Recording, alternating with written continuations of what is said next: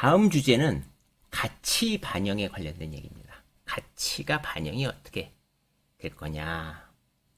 가치를 드러나지 않아도 분명히 바뀌고 있어요. 바뀌는데 그거를 명목적으로 표현하느냐 안 하느냐는 또 여러 가지 회계 처리 기준들이 있으니까 오늘 그 얘기를 한번 해볼게요. 최근에 나온 기사인데 보험사는 RBC 비율이라는 게 있습니다. 그러니까 자기 자본 대비해서 돌려줄 수 있는 비율이 있는 거죠. 그래서 자본이 굉장히 중요해야 되고 이런 건데 보험사는 많은 돈을 채권으로 갖고 있잖아요. 왜냐하면 안정성이 중요하니까. 채권을 갖고 있는데 다들 이제는 너무 잘 아시겠지만 다시 한번 그냥 우리가 얘기를 해보면 20년 볼까요? 20년에 1%짜리 뭐 채권을 발행을 했잖아요. 이게 만기가 10년짜리라고 가정해보고 2023년에는 채권을 뭐 4% 이상에는 발행해야 될 테니까 사람들은 당연히 같은 만기 채권 1억짜리라고 하더라도 누구든지 얘를 사고 싶지 얘를 사고 싶진 않잖아요. 이자를 더 주는데 그 얘기는 결국은 1억짜리라도 금리에 따라서 1억이 1억보다 높아질 수도 있고 가치가 1억보다 낮아질 수도 있다는 뜻이잖아요. 이게 낮아지는 거네요. 채권 가치가요. 금리가 올라가면 과거에 발행했던 저금리는 당연히 가치가 떨어지고 또 마찬가지로 지금 고금리에서 발행한 채권은 금리가 떨어지면 그 가치는 더 올라가겠죠. 왜냐하면 2024년에 2%짜리라면 당연히 23년도에 4%짜리 채권을 사람들이 더 선호할 거 아닙니까? 물론 이것들은 다 수식적으로 표현이 되고요. 그런데 이거 보시죠. 생보사들은 그렇게 채권을 많이 갖고 있어요. 많이 갖고 있는데 얘네들이 지금은 채권이 깨지니까 지급 여력 비율 RBC가 안 좋아진 겁니다. 이게 결국은 실리콘밸리 뱅크가 했던 거랑 비슷한 거고요. 다만 여기서 보면 얘네들이 어떻게 했냐면 보험사가 보유 채권을 갖다가요. 만기 보유 증권과 매도 가능 증권으로 분류할 수 있어요.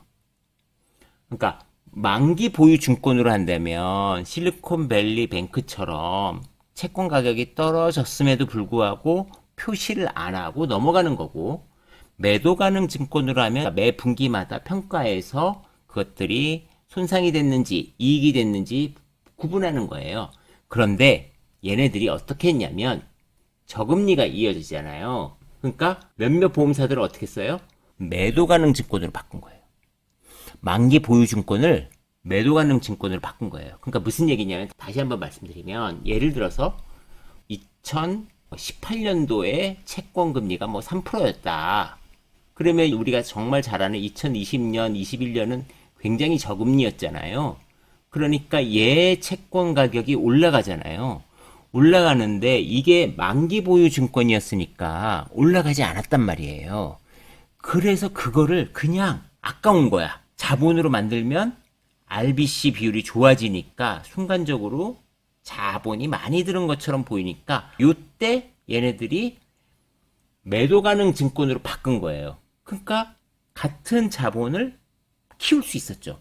그런데 지금 이걸 그대로 갖고 있다고 생각해봐요. 4%짜리니까 어떻게 됐어요? 이익 난 거 토해내고 마이너스를 쳐야 되는 거예요. 그러니까 RBC 비율이 확 나빠지는 거죠. 그래서 이렇게 숫자 노름하는 것들이 제대로 가치 반영을 하는 건 아니에요. 그러니까 우리가 숨어 있는 것들을 좀 봐야 되는 거죠. 손상된 건 손상된 거고요. 그거를 표현을 하든 안 하든 손상돼 있는 겁니다. 그래서 제가 블로그에도 썼지만 여러 가지 것들이 있는 거죠. 보시면요. 얘네들의 만기 보유 증권은 153조로 늘었습니다. 그리고 매도 가능 증권은 줄었어요. 무슨 얘기냐면 금리가 떨어져서 채권 가격이 손상돼 버리니까 매도 가능 증권, 그러니까 지금 평가에서 손실이 나는 거를 만기 보유 증권으로 이만큼이나 늘린 거예요. 이만큼이나. 와. 그런데요. 이게 결국은 손실이잖아요. 결국은 손실이에요. 눈 가리고 아웅이죠. 어쨌든 보험사들은 이런 식으로 한다는 거예요. 안타깝지만 이러고 있습니다. 그러면 그것들이 과연 보험사만 그러냐라고 한다면 이건 제가 그때도 블로그에 썼던 건데요. 보시면 어떤 회사가 약 1,300억을 주고 어떤 회사 지분 35%를 인수했습니다. 상장사고요.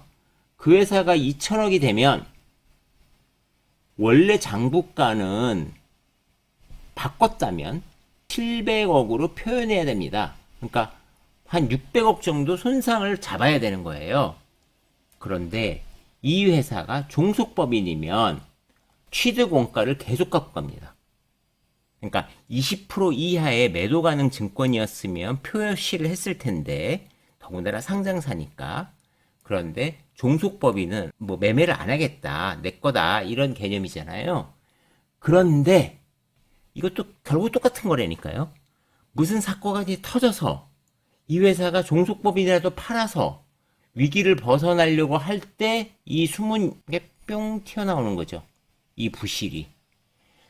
그래서 알게 모르게 우리가 이걸 반영해 줘야 됩니다. 그러니까 회계 처리가 아까도 했지만 만기증권이냐 매도 가능 증권이냐, 종속법인이냐 지분법이냐 그냥 단순 투자냐, 이런 거에 따라서 주식회사의 지분도 변하는 거, 실시간으로 반영하는 거 다 다릅니다. 하지만 우리는 이렇게 됐을 때 이 회사가 나빠졌다라는 거를 인지해야 되죠. 숫자 이외에 만약에 이 회사를 M&A로 판다고 가정해봐요. 이 회사를 매각하려고 하면 이거를 살 사람들은 이 자료를 들여다볼 거 아닙니까? 너희 자본에는 1,300억에 돼 있는데 지금은 700억이고 야 경영권 프리미엄 줘서 20% 30% 준다고 한들 800억 900억이니 400억 이상은 손실을 본 거야 라고 할 거 아닙니까? 그렇게 우리는 알 수 있습니다. 그래서 우리가 보면 특히 단기금융상품은 무조건 이제 시가 반영해야 되는 거고요. 이게 상장이든 비상장이든 해야 되는 겁니다. 그래서 상장은 시가로 하면 되고 비상장은 수익 가치로 합니다. 그래서 그것들을 계속 평가해서 반영해야 되고 그것에 관련돼서 이견들이 많아서 요번에도 보시면 몇몇 회사들은 해외 자회사나 투자에 관련돼서 때문에 감사 보고서가 지연되고 있고 또 제대로 나오는 회사들도 많습니다. 그러니까 멀쩡한 회사들이 요번에 감사 보고서가 많이 지연되고 있는데 그런 것들은 다 이런 내용들도 일부 영향을 미치고 있습니다. 그래서 우리가 투자할 때도 어떤 회사가 되게 많은 회사를 투자해 놨는데 이것들이 종속법인이라면 달라지는 거죠. 이렇게 생각하시면 됩니다. 예를 들어서 어떤 SK라고 볼까요? SK는 되게 많은 기업들이 있을 거 아닙니까? 이게 종속법인과 지분법이 있을 텐데 종속법인의 법들은 다 취득자산이잖아요. 그러니까 이게 예를 들어서 비쌀 때 샀어 내가. 이 회사를 비쌀 때 샀어. 그러면 그 회사들이 지금 같은 경우에 주가가 좀 빠져 있을 거 아닙니까? 그러면 종속법인 쪽에서 조금씩 빠져 있는 게 우리가 주가에도 반영이 돼서 좀 떨어지는 거고, 이게 얘네들 주가가 굉장히 좋으면 SK는 SK하고 SK 머터리얼하고 두 가지의 합산이잖아요. 그러니까 올라가는 거죠.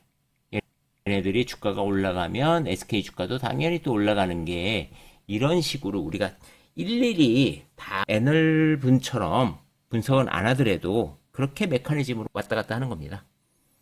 그래서 우리가 장부에 표시는 안 되더라도 그 자본 계정이 변할 수 있다는 걸 인지하고 많은 것들이 변했을 때는 좀 조심하자.